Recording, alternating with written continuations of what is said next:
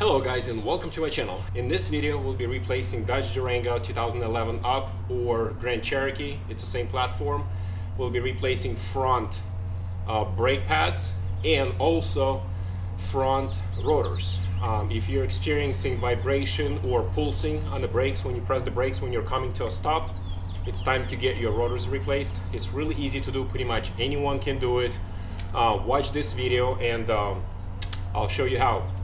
Make sure you didn't just come home after picking up new rotors and your rotors are hot. Don't touch them. Wait for them to cool down. Give them about an hour. Make sure you apply your e-brake. Yeah, this guy. So the car doesn't roll or fold your jack. And make sure you're on a level surface. If you're using a factory, if you're using your factory car jack, make sure the car is on a level surface. If you're using your aftermarket hydraulic one, the driveway can be slanted like in my case, and it does just fine. Let's get it going. Okay, what tools do you need? Get one of these guys, mallet or the hammer. You need 21 millimeter, as heavy duty as you can get. Ratchet, metal brush, 11 millimeter Allen wrench. I'm using 10 millimeter because I don't have 11, but 10 works, but 11 highly recommended. Screwdrivers, large and small, and the C-clamp. This is all you need. It's just me, but before I get car up in the air and wheel off the ground, I like to loosen the lug nuts just slightly, half a turn, not completely off, because sometimes when it's in the air it's kind of tough to break them loose. You have no traction. There you go. To get car up in the air, make sure you're using appropriate lifting points. Read your manual.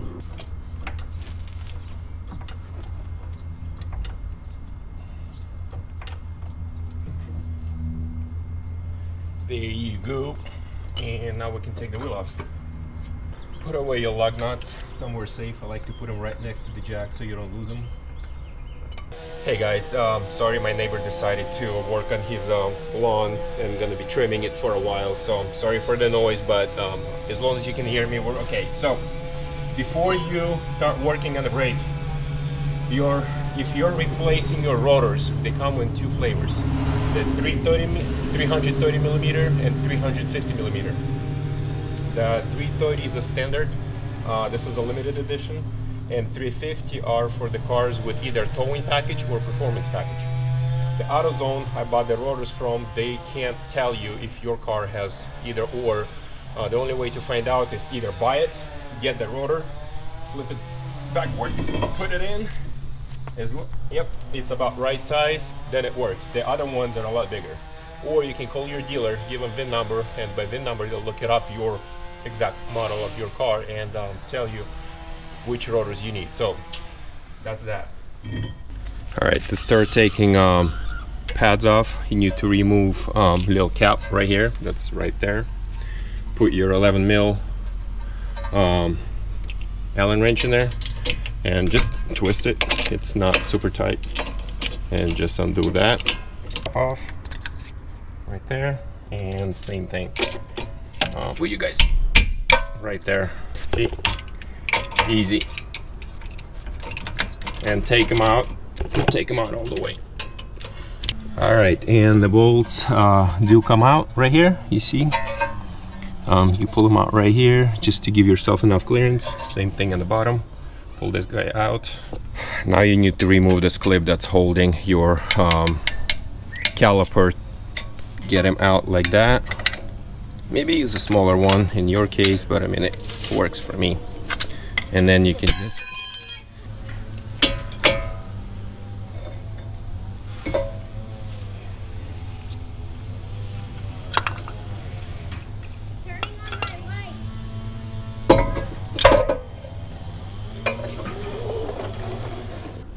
okay, in order for you to take the rotor out, there's a rubber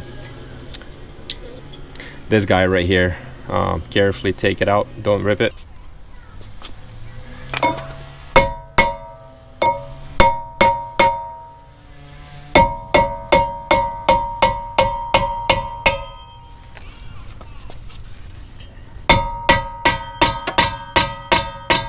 Now we need to get rid of this bracket right here that holds the calipers. Okay, you need your 21 millimeter, and you're taking out this and this bolt right here. They are tight, so but there you go.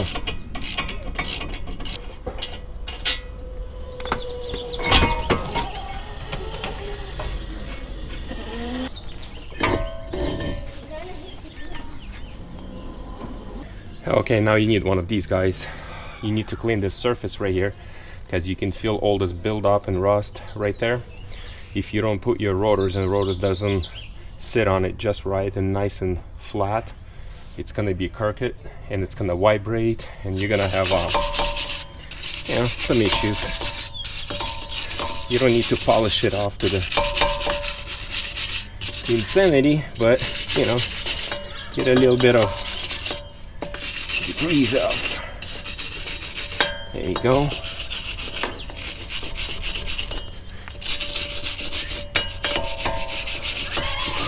There you go. Now your new rotors, they come lubricated for protection, so they don't rust during storage. And wipe them clean. You don't have to polish them off. Just get some of that surface off. And first couple of times you break, the pads will burn off all the oil, and there you go. That's good enough. And it doesn't have certain orientation. You just put it in like that. There you go. Look at that. Now we're putting this bracket back on it. It goes inside here. 2 bolts. Guys, nice and tight. Nice and tight. As tight as you can. Yeah.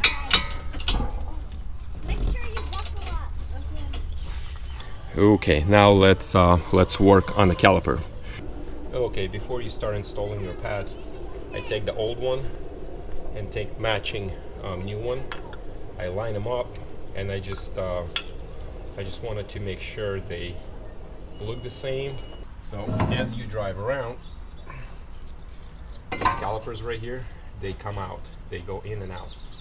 As your pads getting older, they keep going out and out and out. So now, if you install thicker, newer pads, they already came out, and so you won't be able to slide them over the brake. So you need to push them back in. In order to do that, you need to open your hood. You need to get your brake fluid reservoir cap off, because as you push the fluid out, some of the fluid's gonna be coming out right here, and it needs to release that air pressure. I'm gonna keep the hood open so I don't forget to put this cap back on, and that's gonna cap on, and then we'll close the hood when we're done with this procedure. Now to push calipers back in, you need your handy C-clamp. All right, bigger is better, because you have 2 calipers right here, 2 of them. To push them equally at the same time, I use my old brake pad right here. So here's how it looks. We put a brake pad on, we put a C-clamp right here. So this is how it looks. Slowly gonna turn this, and as you see, these guys gonna go in the calipers. You don't want to go fast, because all that brake fluid through this hose going back into the reservoir, so you're not in a hurry to do that. There you go. I usually push them all the way. I'll show you how much. And then the first time you press the brake pedal, you'll push them out again as much as it needs to be. Sometimes it takes a couple of pushes. Your pedal will fall all the way to the floor first time, maybe, just because it's compensating the difference that you pushed back in. But the second and third push will get you right in right place. Right here, this is how they look when they're pressed all the way in. All right, you also want to pull these guys out and put a little bit of grease on that as well. And I'm sorry for my neighbor, he's gonna go on for hours and hours. He takes pleasure in doing his lawns. So right here, some of that grease right there, so your caliper slides in nice and smooth. My neighbor, he's just, how many times I started recording videos, this is not my first time. He just comes out, I don't know if he sees my camera or something, he just starts cutting his grass and it goes on for hours. So anyway, grease these guys, put them right back in. Wipe your hands, put some of the grease on the O-ring that we took it out, and let's put that beast back in. There you go, it's right there, right in place. Now it's one caliper with clips going right here, okay, and this caliper without going right here. You take that and slide it. There you go. Take your Allen wrench and grab the bolts.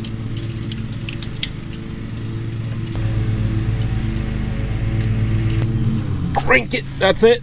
That's what it was. Same thing here. There you go. This thing goes right here. See that little bit of play? Like I told you, I pushed the calipers out a little bit too far, and they'll put themselves in the right position first time you press the brake. Now you have a new pair of clips right here, and then that's why you got your mallet or hammer in. You got them in place. That's it. This is it. I also have to do the other side. Once you're done, make sure to put your cap back on. Make sure your level is not above the max. If it is, just get rid of some. Boom, and you close your hood. Also, don't forget to put your caps back over. One and number two on the bottom. Ooh, right here somewhere. You see it? Push them in. I would take it, I would do the other side and take it around the block nice and easy, push brakes a couple of times, then I'll take it on the road before I let my wife drive it for a couple of miles, push the brakes a few times. They need to brake in. They might make a little bit of noise in the beginning because there's new surface in here breaking into the new pads. That's absolutely normal. Like I said, first time you push the brake pedal, it will fall all the way down to the floor a couple of times until you compensate that caliper push back that you did, but it's all normal. So there you go. Thank you for watching. Please subscribe to my channel. A lot of informational videos about Dodge Durangos and also Grand Cherokees. It's the same platform car. Thank you for watching, and please stay subscribed.